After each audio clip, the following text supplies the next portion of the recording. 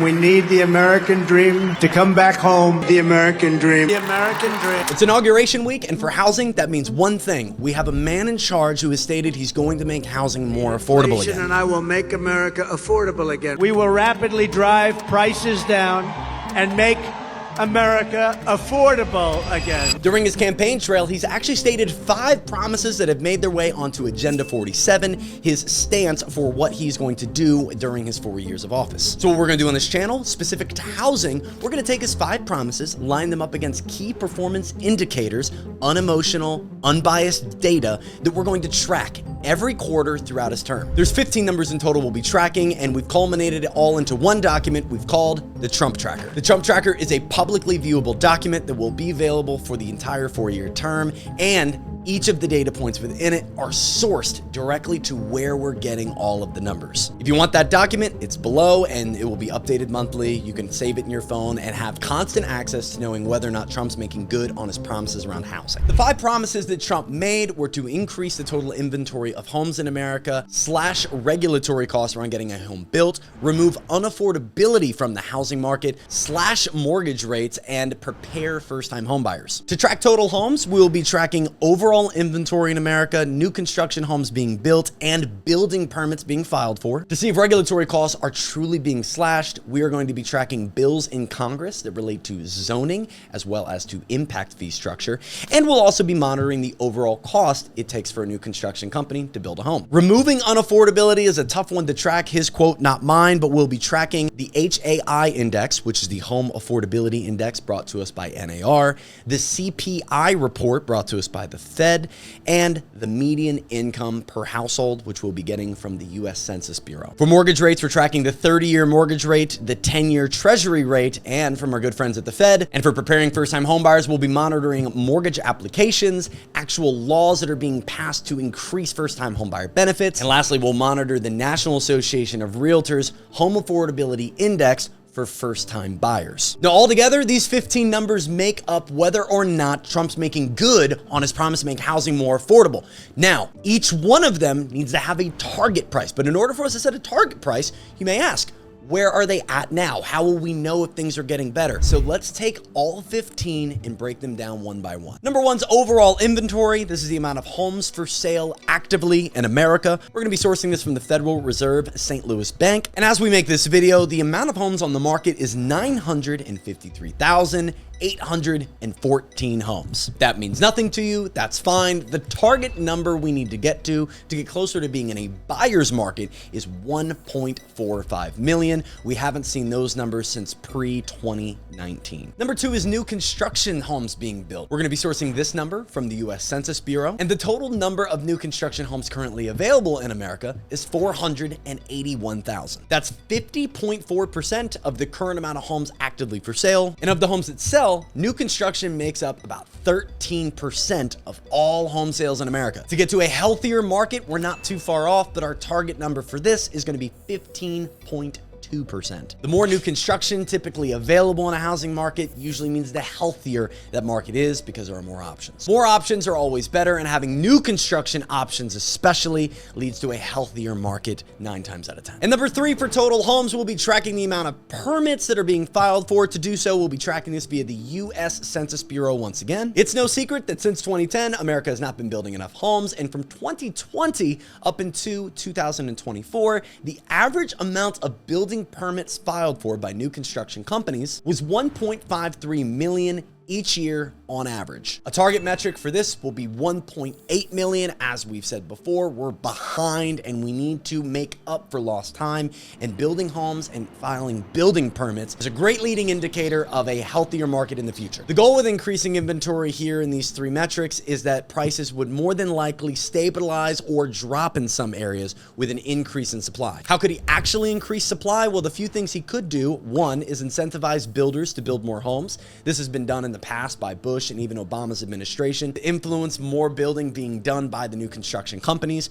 As we could see via building permits, we'll know if that's happening. He's also mentioned building on federal lands, with freedom cities being a big topic during his campaign. We don't have a lot of information on that, as in where he would have that being built, what land is to be utilized, what can be built, and what are the zoning laws currently on those lands that is keeping homes from being built. We don't know any of that, but we do know if he were to increase supply, building on these lands is one thing he has mentioned he's going to do that. If more homes are being built, prices more than likely stabilize. He promised he'd do so. These numbers will track. For a second promise, he said he'd slash regulatory costs, and here are the 3 things we're tracking to see if he's doing it. The first way we'll track this is by tracking zoning laws. The source is legiscan.com to see if there's any new legislation around zoning laws. Zoning that has to do with the density, the dwelling, and the development of specific areas has held back many communities for decades, and a restructuring of how zoning as a whole operates in many states needs to be done. It needs to be talked about, and if we see bills coming up on Legiscan that are going into Congress, we'll know progress is being made. We'll also track the overall regulatory cost of building a home. Now, the National Association of Home Builders did a study in 2021 to find out exactly how much this was. They found on a $396,000 home that the price was $93,870.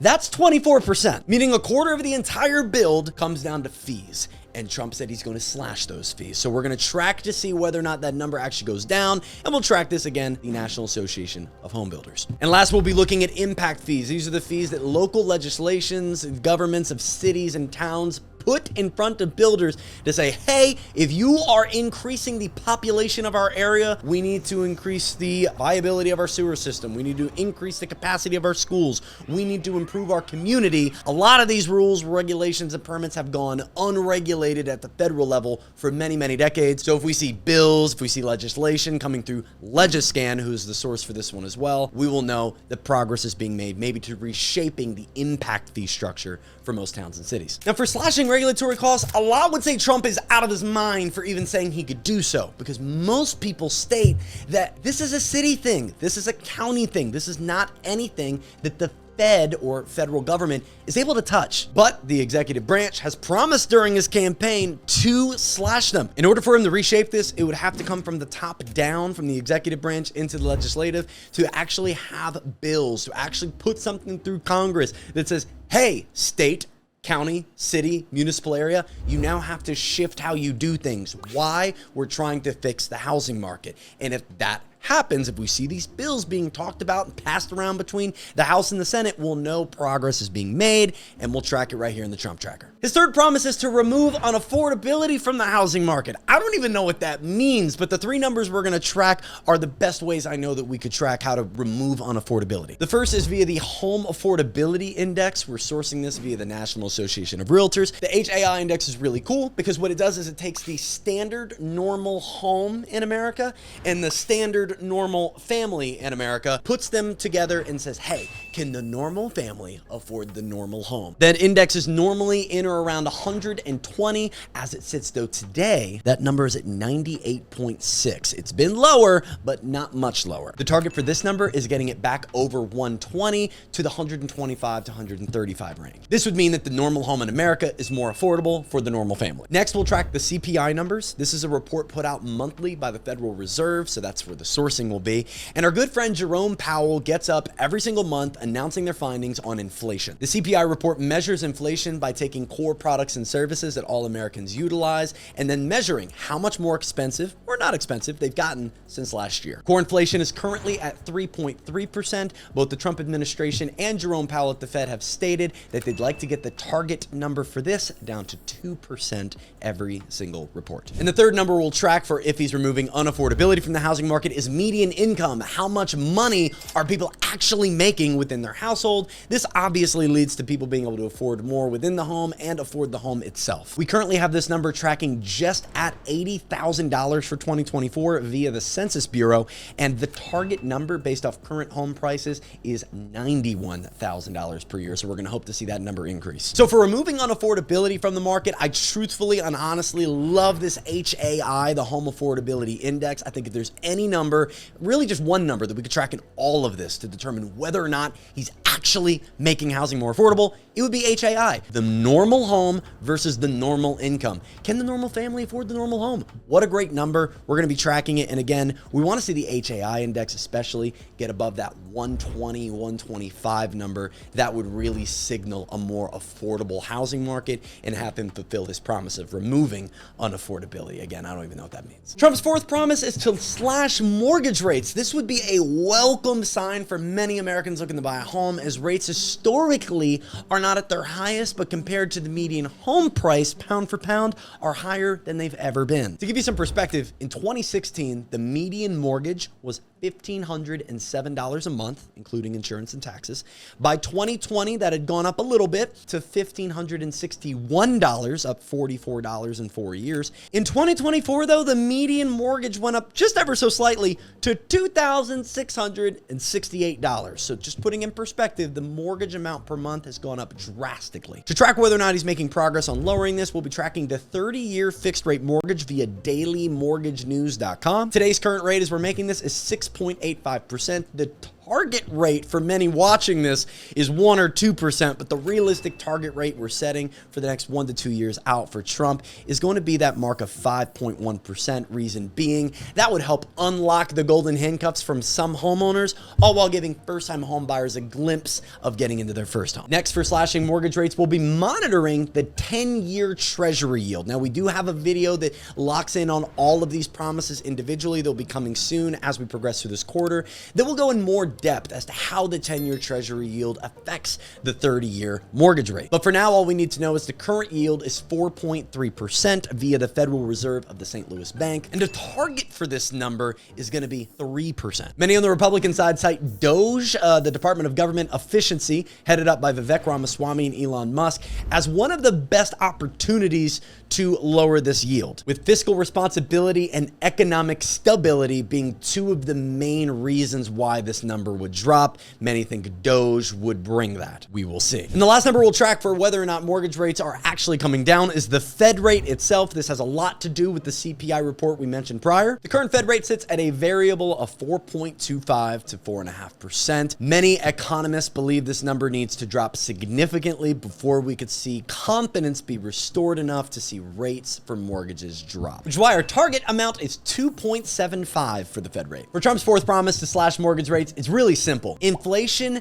determines mortgage rates. Inflation affects the CPI report, which affects the overall feel and sentiment of our economy, which affects how investors invest in the 10-year Treasury yield, which results in our 30-year mortgage rate. So the whole formula starts with, can Trump quell inflation? If inflation can drop below that 2% mark that we mentioned earlier that the CPI report is hoping to get, then more than likely we'll see the results or the cause and effect of lower mortgage rates, which everybody wants. Trump's fifth and final promise is to prepare first-time homebuyers. Let's roll through what we can track to see if he's actually doing it. Number 13, we're going to track mortgage applications to monitor first-time homebuyer activity. As of last year, first-time homebuyers made up a record low of homebuyer purchases. That's right, the amount of first-time buyers actually buying their first piece of real estate in America came to an all-time low in 2024, falling below the 25% mark for the very first time ever to 24%, meaning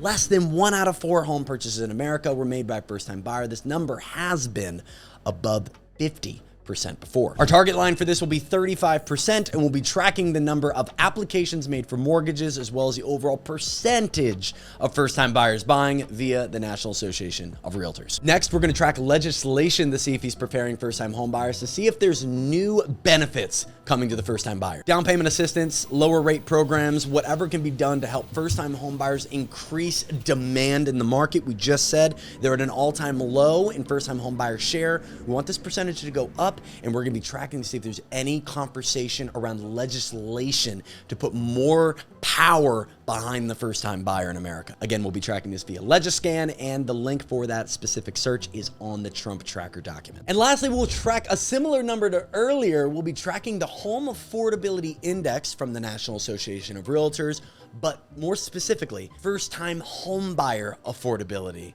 Index. This number tracks the normal everyday non-homeowner in America versus the normal everyday home. This index historically has been over 100 in the 105, 110 range, but in 2024 it would hit an all-time low, with that number coming down to 61.2. That's the lowest the number's ever been, and the current number isn't much better, ending 2024 at 65.8. Pre-2020, this number was above 95 consistently, so that's going to be our target mark of 95 for first-time homebuyer affordability for housing. The fifth and final promise is to get a first-time homebuyer market back in America. It is dwindling. It is falling. The average first-time homebuyer age in America, did you know we just hit an all-time high in 2024? It's 38 years old. That number was as low as 29 in the mid to early 2000s, and that's a number that we'd love to see drop. First-time buyers need help in America. Trump promised to fix the first-time homebuyer market by adding more ammo to the first-time buyer and supplying more housing to the first-time buyer. Will Trump keep these 5 promises? One thing we know is we can track it. We can see whether or not he's coming through in the numbers. Comment below what you think is going to happen over the next 4 years. Will housing become more affordable? Will it not? Will something else happen altogether? Subscribe to keep up to date with the Trump tracker. Remember, our viewable public document is linked below in the description.